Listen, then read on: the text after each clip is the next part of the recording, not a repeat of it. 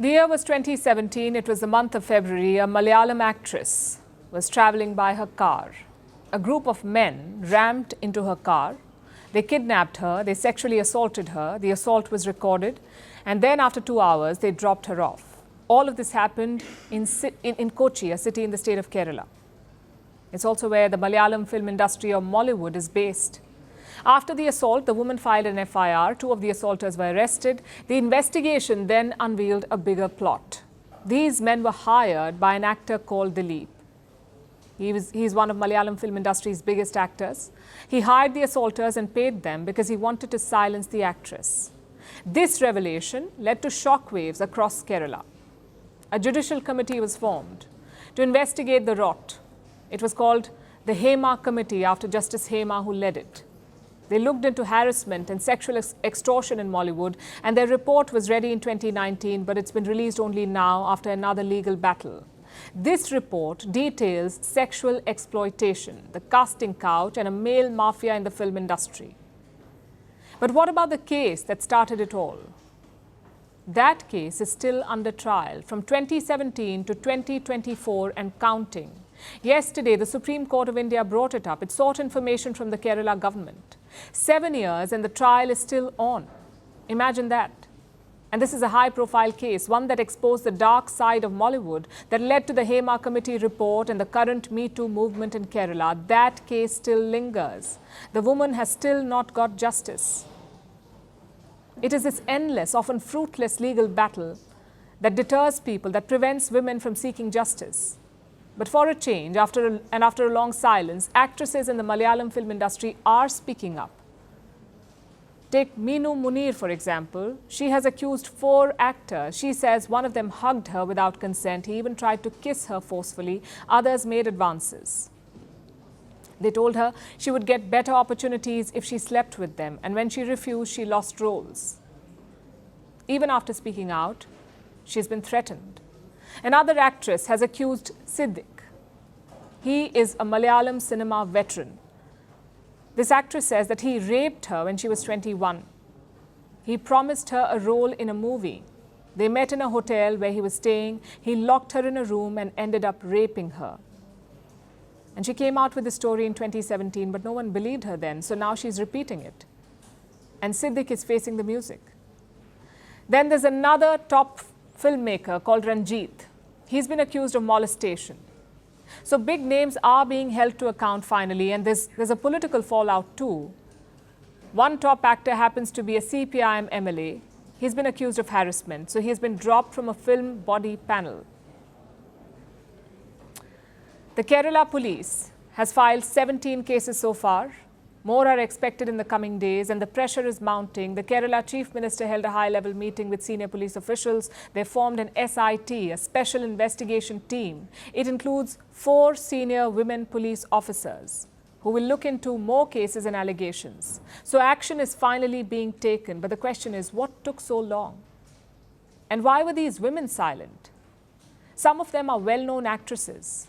They were influential, even relatively powerful, on top of their game. They'd carved out a space in their industry. Why could they not speak up? And when they did, when some of them did, why were they met with silence? How powerful does a woman have to be safe? How powerful does a woman have to be for crimes against her to be acknowledged? And if the so-called successful actresses meet this fate, imagine what happens to the junior artists. And it's not just physical harassment, which is bad enough. It's mental harassment too. You don't get roles. Sometimes you're not given a place to sit. Toilet facilities are missing. There are no changing rooms. All of this takes a huge toll. Look at the 2017 assault again. The actress was a famous one. She's acted in more than 90 films. She spoke out. She registered an FIR, yet it changed nothing. It shows you how skewed the power dynamics are, and that perhaps is why nothing really changes. All the power rests in the hands of a few men. They call the shots, they abuse women, and they shield other abusers.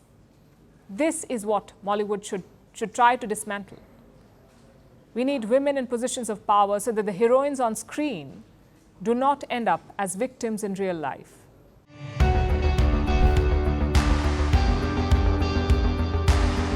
Across continents, one powerful news source. Bringing you diverse perspectives on the issues that matter.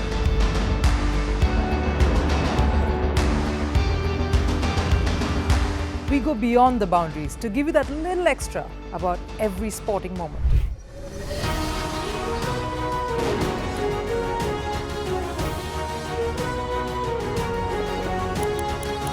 So thank you for making Firstpost 5 million strong.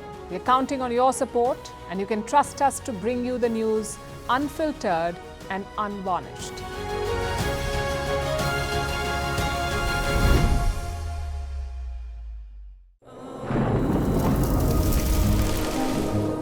Climate change is on our doorstep. It's time for a revolution to take root. And it starts with 1.4 billion Indians. It starts with one tree for humanity, one tree for Mother Earth, one tree for our future. Project One Tree, a News 18 network initiative. Firstpost reports from the world's second largest continent. Hello, I'm Alison Lagrange. A very warm welcome from Durban, South Africa. We get you the news and the newsmakers from Africa. From elections to climate change to innovations and opportunities.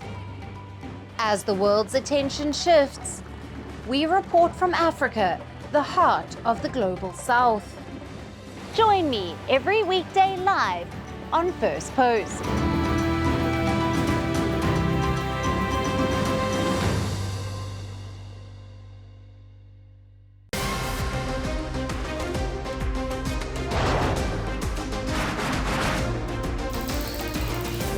On the show today, the T20 World Cup bandwagon has moved across to the West Indies. What can we expect from this?